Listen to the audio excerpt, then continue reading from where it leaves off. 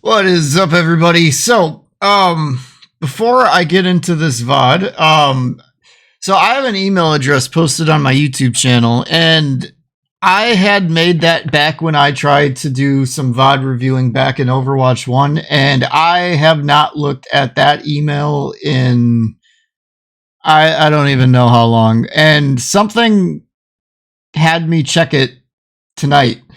I don't know why, but I checked it tonight, and I saw there were a few people trying to get a hold of me on there for VOD reviews. So if you guys were, if the people that tried to get a hold of me on there are still watching these, reach out to me and we can do a VOD review. One of them was for a DPS game though, and I'm not really kind of just sticking to support right now because that's really all I play in Overwatch 2. I've dabbled a little bit in tank and DPS, but I don't know if it's really enough to VOD review fairly. And frankly, I don't think I've gotten past plat and tank or DPS at this point. And I haven't put a lot of time into it, to be completely frank. But when I checked it, I saw I had a message yesterday for an Ana VOD review. So I figured I'd pop back on and I'll do one more VOD review for the week.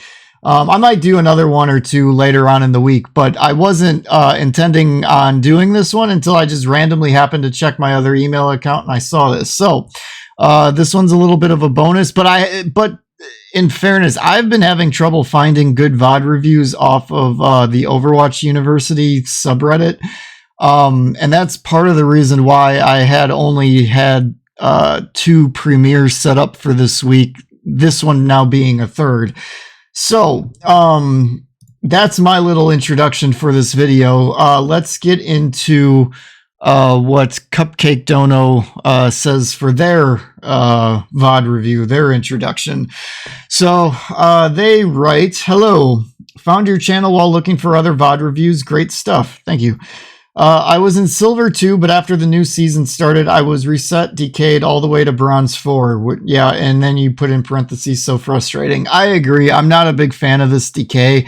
I think the decay is good for the upper tier ranks. I would probably go as far as to say like Masters and higher. Anything Diamond and lower, though, I'm not that big of a fan of. But here we are. To continue, I've been playing Overwatch since season 1, and at one point I was a plat support and tank. However, this was on console. I know I have a good amount of game knowledge and decent awareness. I watch my own reviews and can usually tell where I went wrong. However, I would like another perspective with the launch of Overwatch 2. I just feel more hopeless of getting out of silver and just back to plat or even gold at least. I'm the type of player that will look for self-improvement before I blame my team. However, some of the decision I see my team makes just makes me think I will be stuck in this elo forever and that I'm just not good enough to hard carry myself out. I truly do not believe I deserve to be in bronze silver. However, I would like another perspective on the matter. Here is my replay code. Thanks for taking the time to take a look. I appreciate you." Well, thank you. I appreciate you for submitting a VOD review, and you got lucky enough where I checked the email and you'll be getting one. So I'll try to do a better job of checking this email moving forward. I honestly it didn't even dawn on me people were sending me emails on this thing. I forgot I even had it posted. But I ended up turning on an old computer that had that email account linked to it, and I saw it. I was like, oh yeah, I forgot about that. And then I got into it on the computer I'm on now, and now I've got it a little bit more readily available to me again. So that can be a good way for you guys to reach out to me for VOD reviews in the future. I'll try to look at it a little bit here and there.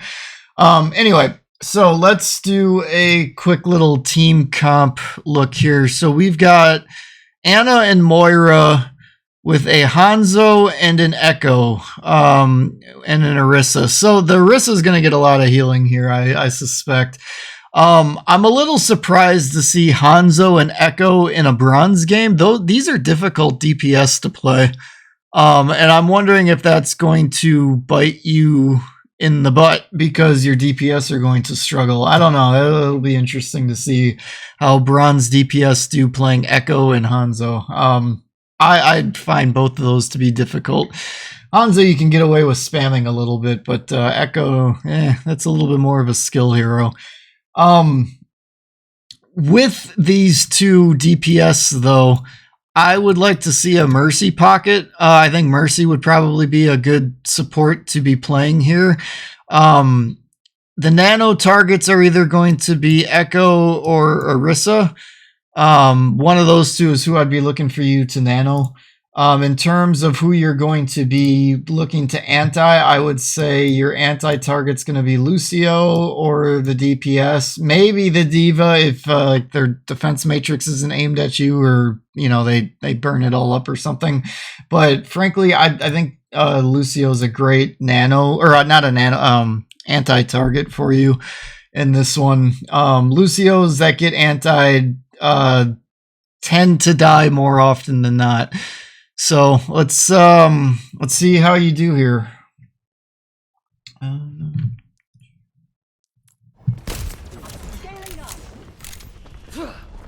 Our task begins.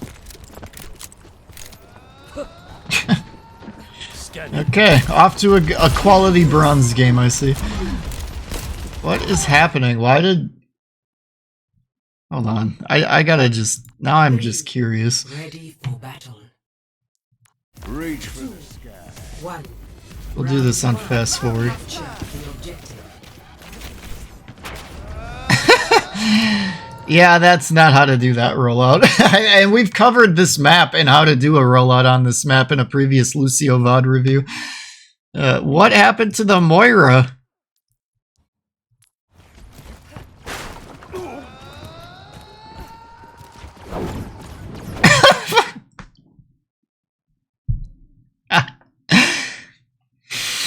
Okay, then.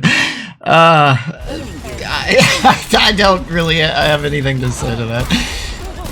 What can you say to that? Okay, so yeah, that you needed to be a little quicker there on the Moira. Don't be afraid to scope. You guys need to get off this bridge. They're down both healers. Just push in. Yeah, again, don't be afraid to scope to get that accurate shot out there. Same thing on the Ashe. Just keep your scope up, kill Ashe. Yeah, you missed a good opportunity to kill Ashe there. Heal your Orisa, let her go in. Heal your other tank.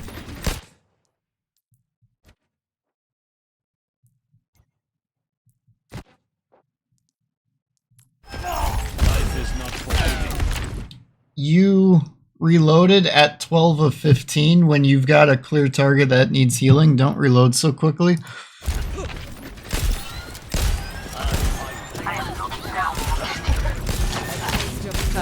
Okay, this Lucio's almost dead. And on top of that, this is a bronze game, and this Lucio is obviously not very good based off of what we've already seen. However, you are in a position to be booped off of the bridge by a much better Lucio player than this one. So don't get in when you're playing in lower tier ranks. Don't get stuck into bad habits. If this Lucio were good, and assuming he had the bridge scouted a bit, what he could potentially do. And I'm asking a lot of this bronze Lucio, I get that, but I'm just pointing something out here. He could jump down to here, wall ride, come up, and boop you off. So you got you're really hanging around this bridge a little too much. What I would like to see you do is kind of get a little bit more over to here or something. I never noticed the ground had puddles. I thought the only map that had the overcast rain effect was Blizzard World. I've never noticed that this map is all flooded over here. Huh. That's kind of neat. I like that effect on Blizzard World. Sorry, I'm getting off track. Anyway. I'm here. Keep fighting. Come here, Yeah, your Moira just walked into the Diva remecking. I'm guessing that's one of those things where you see a teammate do something stupid and you just have to, get frustrated and watch it happen. In this case, though, kill Moira. Your team's... Moira can't kill anything here. Yep. Now top off the Orisa. Top off the Orisa. Or kill Cassidy and then top off Orisa. Don't get shot. Heal your teammates. Now your team needs healing. Your whole team needs healing right now. There you go. No, keep healing. Okay, you let the Moira come back and do it.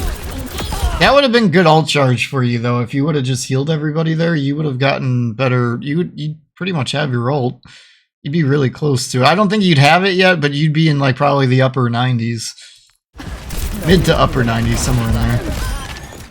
Heal your Echo. One thing I'm noticing, you're not using your nade to anti-people. I'm not totally opposed to you using the nade to heal in this particular circumstance, but I'm not really seeing you anti-anybody. Use your nade to anti-enemy team. You're also playing too far forward at this point. Now you're going to get punished for it.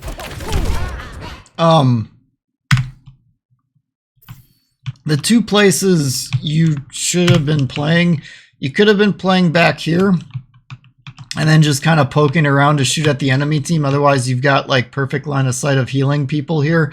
Or you could have played on point and just played further back, like maybe like around here or something. But with your team mostly playing over here and you being like over here, you're using this as cover, which is okay, but you're essentially kind of frontlining in a way because nobody's contesting them from just going around here and killing you, and that's basically what Cassidy just did. So your positioning there got you killed. It would have been nice to see like your tank like kind of actually move up a bit and kind of try to cut them off, but you know, it's a bronze game. That would maybe be asking a lot of awareness, so I still have some fight in me. you could throw your nade through the window, but it looks like your team's pretty much got everything handled. And what the hell happened to the Lucio again? I think that guy needs to learn a new hero. I don't think Lucio's for him. Or either that or he's got to get into a custom match and start practicing some wall riding. I guess I'll give him credit for trying, but my god.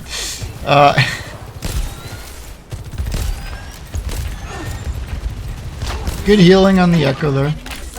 So this is a good anti-target. Just anti the Lucio and then ping him, and hopefully your team turns around and punishes him. Yeah. So that Lucio should have been targeted much sooner.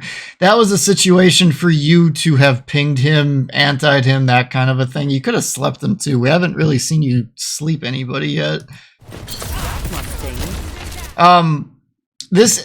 I like the idea of what you're doing here because it anti'd a lot of people. The problem is that Lucio beat drop is still active, and that Lucio beat drop's going to negate any damage coming their way, and the anti's not really going to do anything. So had you have waited a couple seconds and then thrown it out, you would have gotten a better result from that anti. That's a good nano because the Orisa was about to die. And that's actually a really good combo. The Orisa ults and then the Hanzo just dragons it. It's basically like a grab dragon combo, you know, for the most part. Takes a little bit more coordination and timing than a grab dragon, just because people can walk out of this where in a grab they can't, but it's still the same principle. So kudos to your team for getting that one off. But yeah, I do gotta say, I noticed you're not getting any value on your sleep, but you're not even shooting it out. I don't know why that is.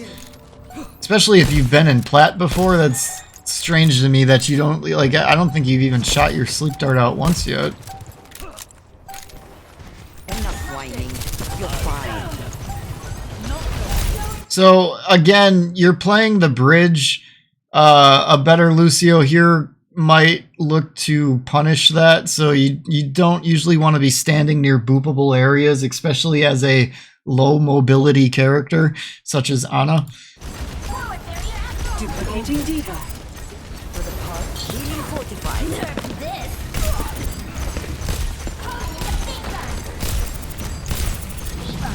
I don't mind you going DPS mode on the Zen, but try to finish him off. Although, yeah.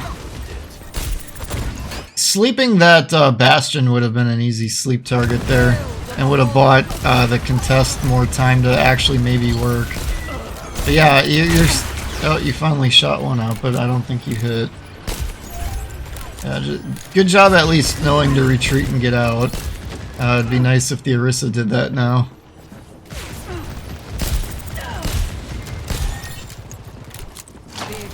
Stand up straight.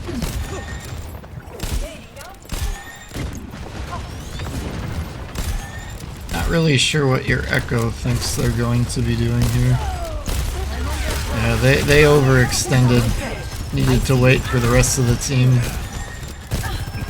You might have been able to throw a little bit more healing their way though, but you should be healing here. Don't try to DPS. Heal. Yeah, okay, you did need to, yeah.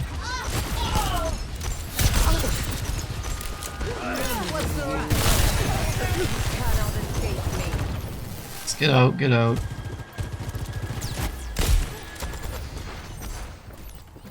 Don't peek the Zen here. He's likely, Zen's likely going to peek around this corner here and charge shot into this. So be careful when you peek through certain choke doorways and stuff like that. Hanzo's notorious for it. Sojourn Railgun can be notorious for it, and Zen right clicks can be pretty notorious for that type of a death. Coming your way on Ana or a lot of different supports, really. So you gotta be careful of that. Your Echo is feeding like crazy. That time there was nothing you could do about it. That first time on that last fight you might have been able to keep him going, but that one, no.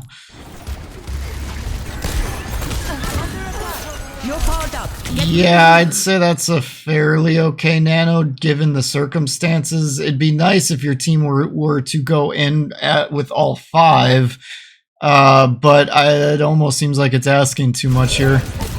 Like I said, your Echo is feeding like crazy. I don't think that nade hit anything. And yeah, your team just died. Wow, that's crazy you guys threw this kind of a lead. Not the end.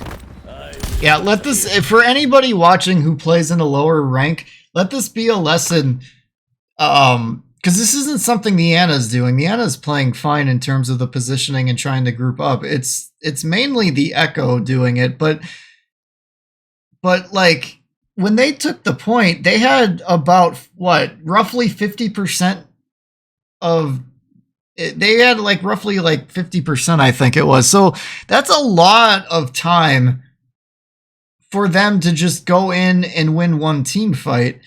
But the Echo just kept going in alone and alone and alone. So if you find yourself in this kind of a situation, group up and go in as 5. Do not get yourself picked.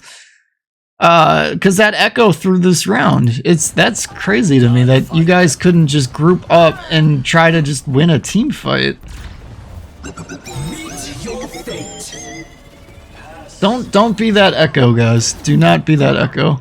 Ready for Alright, did anything change? No, nothing changed on your side. A lot changed on the enemy side. If they play that sim right, they're going to be on the point before you guys even get out the door. One more mistake. Although I will say one thing, that Zen should be Lucio here. So, alright.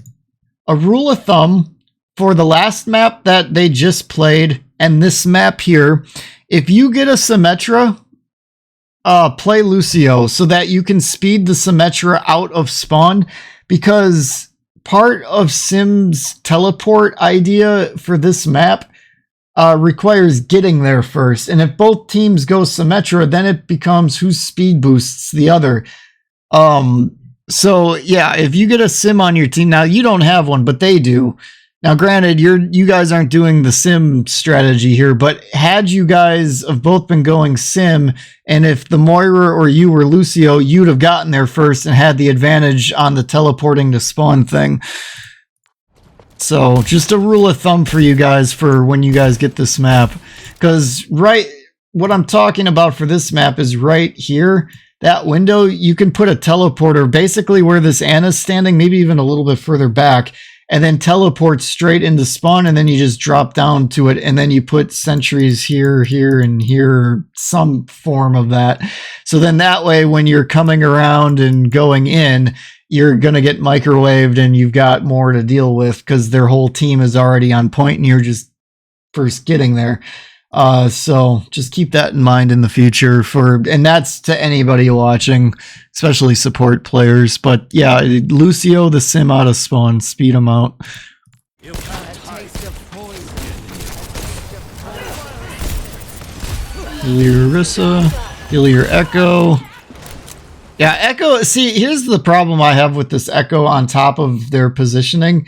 They're not going to get a lot of healing. So like flying characters don't get healed from Moira. So if you're going to play Anna and you have a Moira and then you've got, let's say, Echo or Pharah on your team, you're going to have to make a conscious decision to either one, communicate to them that they're not going to get much healing, or two, you have to kind of put yourself in a position to be able to heal them with your scope shot. So for example, maybe you go over here and then you would be able to see the Echo while they're trying to pick and poke, that kind of a thing. But where you're at, you're not in a position to heal that Echo at all in any form of consequential healing. So some of it falls on the Echo to be like, okay, I'm not going to get healed in this team comp. But if they're going to be stubborn about it, either swap to a hero that can heal them, or you have to kind of change up your play style to be able to get some healing their way. Because the Moira is not going to be able to do it very easily. Help me. So if you poke out here, you're probably going to catch stray damage, kind of like what you did against that sim. You're not really going to be able to do anything over here. So really it's kind of just more healing your team and waiting for the Echo to come back. If you do want to get over here, I would just stand like right here, because there you're not really going to catch too much for strays unless they start coming out of the point. Or you could even be back here. Or you might be able to do it from right here, although this spot's not the greatest because you kind of go in and out of being able to see them.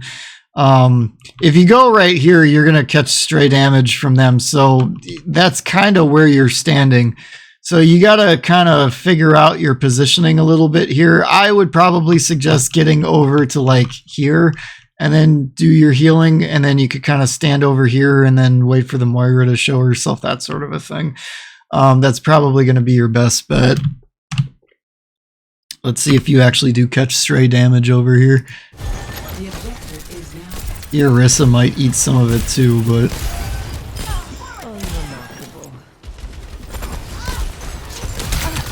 Yeah, see, next time you go over here, you caught stray damage again. This will cut the pain. I won't let you go. Yeah, and then you caught stray damage coming around the other side.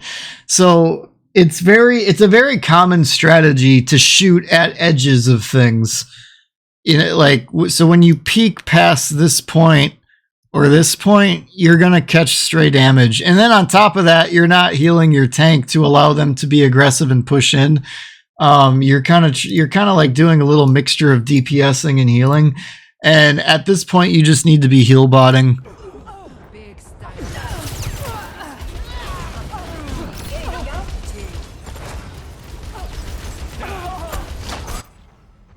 You'll have to try harder than that.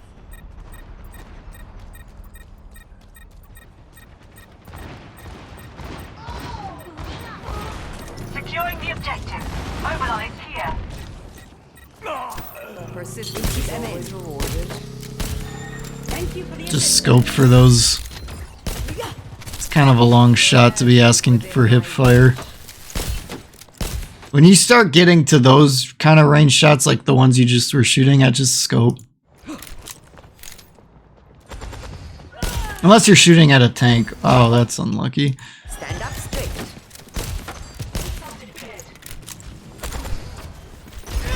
I will say one thing. For how little I think of Zen right now in the Season 2 of Overwatch 2, this Zen is getting pretty decent value.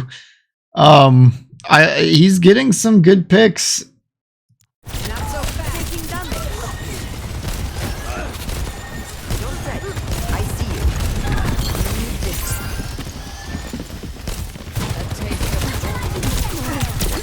Good sleep.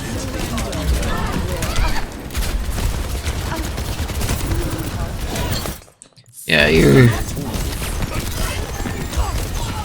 Oh, that's unfortunate. You might have been able to save that Orisa if you were just a little bit more on top of that.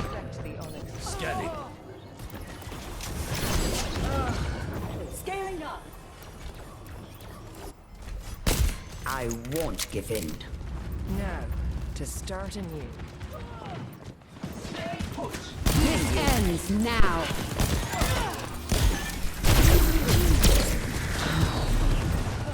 I don't know why you didn't take the health pack. You're powered up. Get in there. I don't know if I like that or not. It's the Orisa against everybody there. That's asking a lot of the Orisa to do anything there. Especially with the Moira ulting.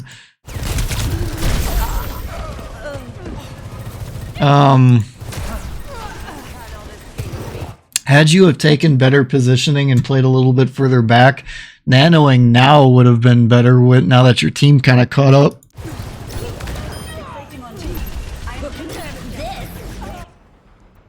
I'm not finished. Well, it looks like it might have worked. I don't think that works in a higher level game though. Unless that Orisa really pops off.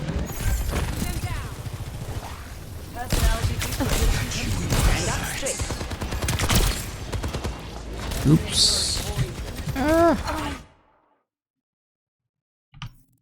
rewind just a bit here.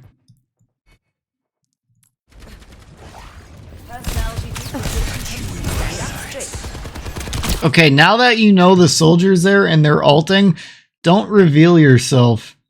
Just hide and wait it out. Like, you saw him and you ignored it.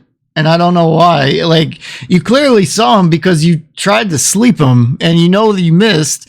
So why reveal yourself here? Just wait it out. And then when he starts shooting back at these guys, then you can come back around and either shoot at him or throw some healing out. But to just point blank reveal yourself to the soldier, you asked for yourself to die here. Because there's nothing there you could have done. I mean, you could have slept him if you were accurate with it, but once you used that ability and missed it, the only thing you could have done there was hide. The other thing you could have done, I suppose, is you could have tried going over here and hiding here, and then maybe being able to get some heals off by like walking out here a bit and then healing whoever. But I don't know if you really would have had any kind of actual angle on that. Because then if the soldier comes around, then you could just walk in and, you know, hopefully your team peels for you and that kind of a thing. But yeah, what you did got you killed. That one was 100% on you.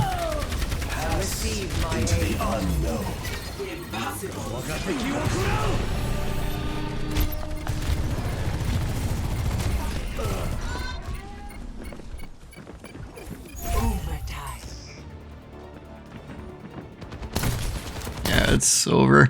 All right, so one is your sleep. You need more value out of your sleep darts. You're barely even shooting them out, at least be willing to take the shot. And then if you find your accuracy is not really hitting like you want it to, then you could go into some practice ranges, or you could go into some custom games and, you know, work on that, or you can just work on it over time. But you got to get those out more. You got to at least take the shot. Number 2 is going to be your positioning, which I'll leave at POS. Your positioning oftentimes got you into spots where you took unnecessary damage. The big thing about playing support in Overwatch 2 is playing in spots where you're not taking much damage, but you can still participate in the team fight. So you got to work your angles. You got to play safe. You got to play back a little bit more. You got to look out for being in spots where you might get booped, all that kind of a thing. Your positioning there definitely got you killed or had you taking damage that you shouldn't have been taking more times than not. And then 3, I'm going to say, what would be a good third one for you? Scope. Scope more. Scope on your longer range shots. Don't be afraid to get a couple scope shots off. Like for example, when you were shooting at the Zen on the first round, you could have finished that Zen off, but you had them down to 1 and then you let them just kind of float away. And if you just moved off to your right a little bit with the flank with your scope up, you probably would have been able to get one more shot on them. And then you could have retreated. But, you know, the other thing I'll say too is,